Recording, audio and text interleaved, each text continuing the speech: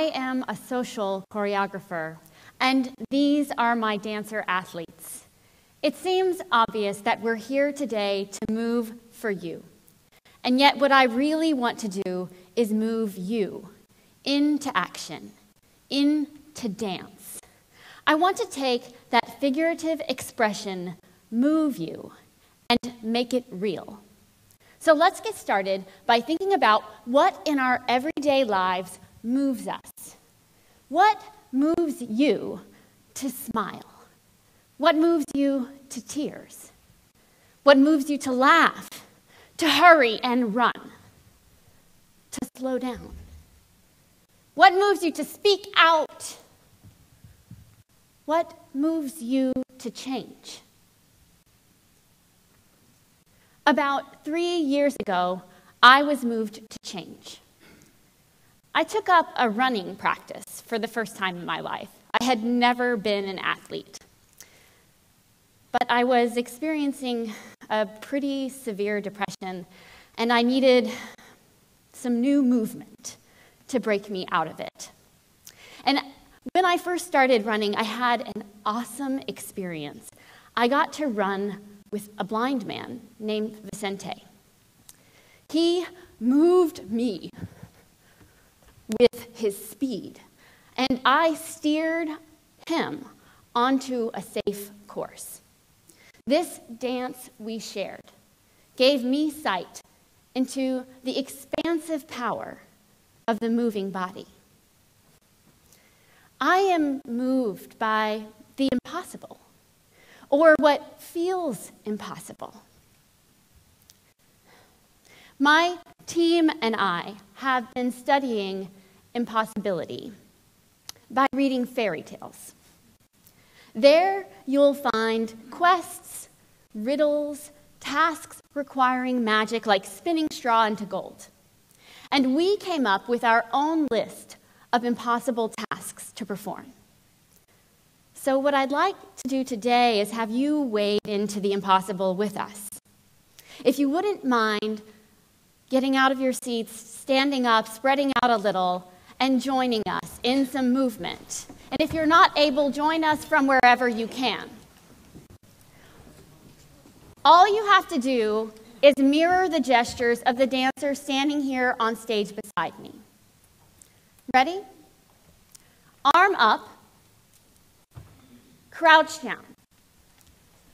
Turn around. Reset. Now that was easy, right? Okay, now for the impossible part. I'm going to give you a set of tasks, and we are all going to embody these tasks in our own personal ways. All right?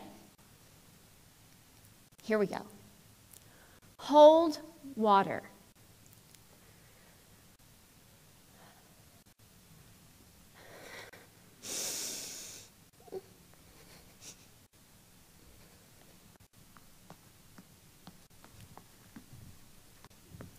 Meet a deadline.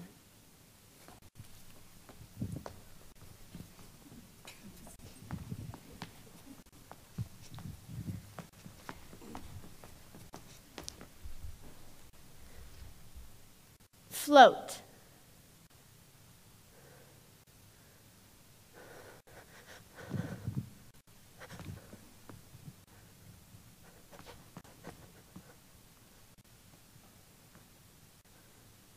Get started.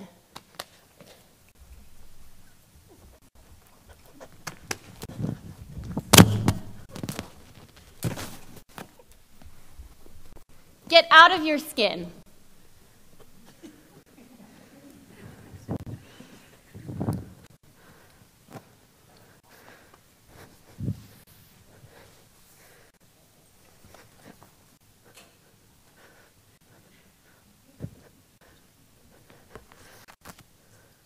Shut your mind off.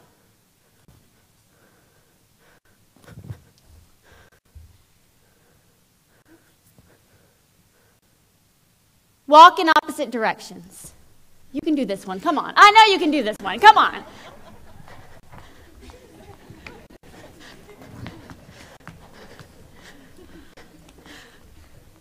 Okay. Thank you. That was great. Now, do I have this thing on right? Okay.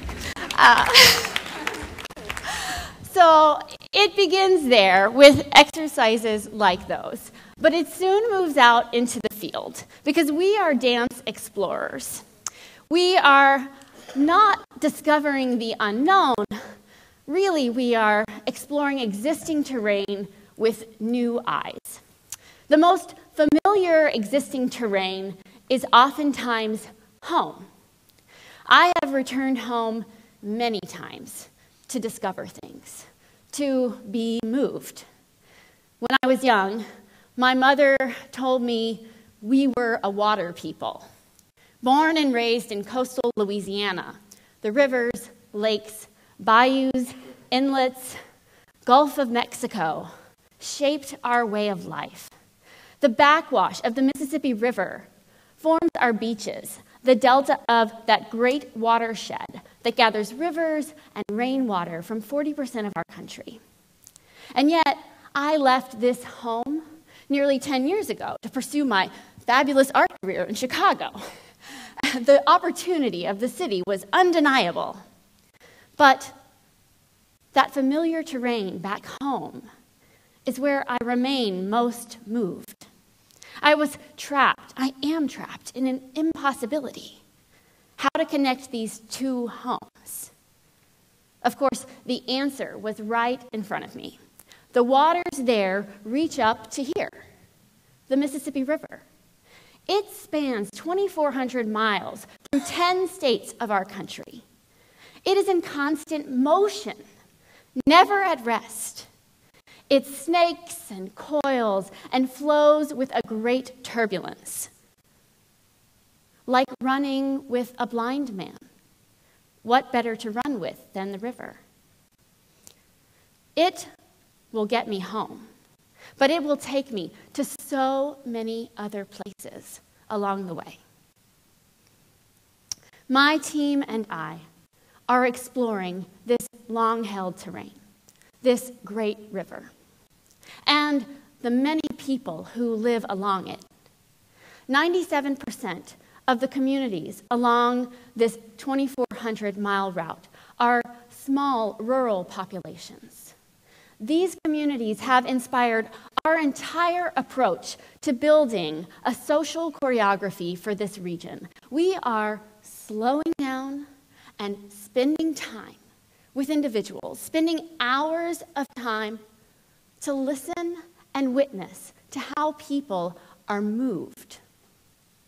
We are building these relationships into a blueprint that can be scaled for any size town or city, even the 7 urban centers on the river, and then creating custom performances for their residents.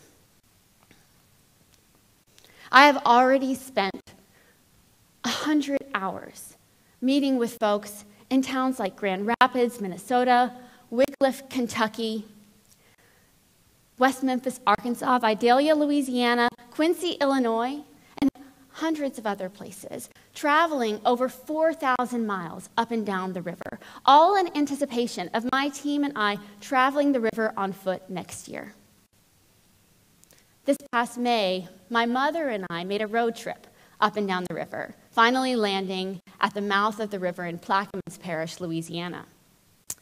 Upon request, we carried with us a bottle of that crystal clear water from the headwaters in Minnesota to compare with the sediment-filled water at the mouth. Ready to receive this special gift was a man named James Madare, the ringleader and map maker at the parish office in Plaquemines.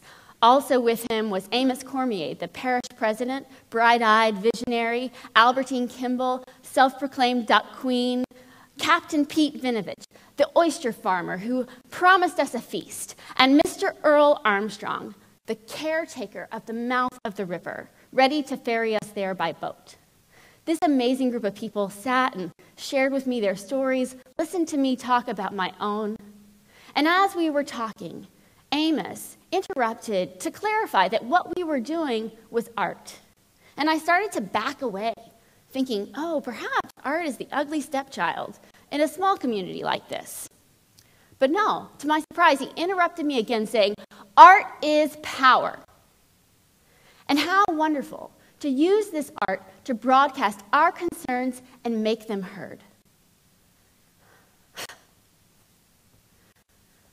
The ideas of this small community and those of hundreds of others are big and full and built on the everyday lives of the people we encounter there. We will run our relay of voices, our Great River Run, gathering 624 voices from these communities, sharing them with people in the 10 states and beyond. Through accumulation, physical effort, and just being present. We can learn from each other. We can move and be moved. This movement in our everyday lives is a dance. I believe it needs to be looked at that way.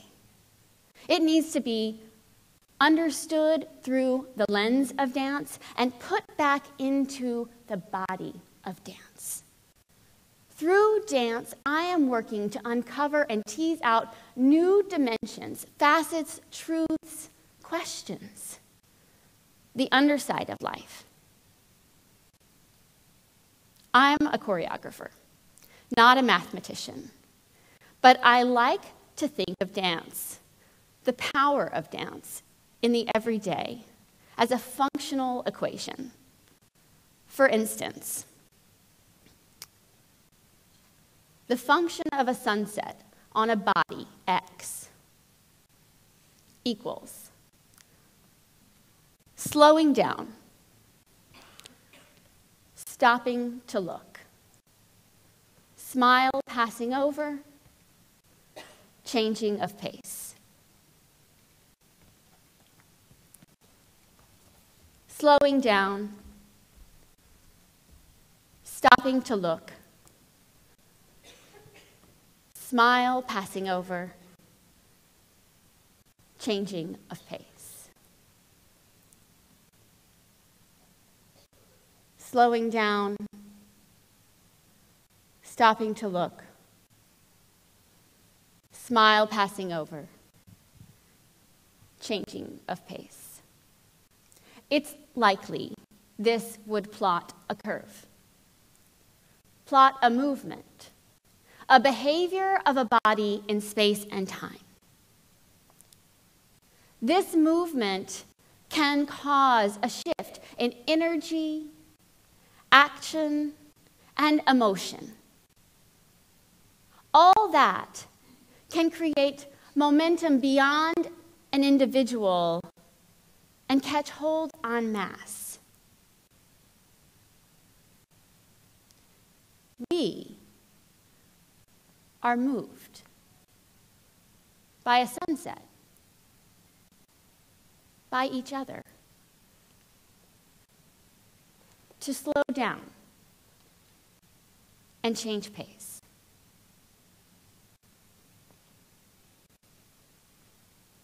We are moving. We are dancing. Thank you.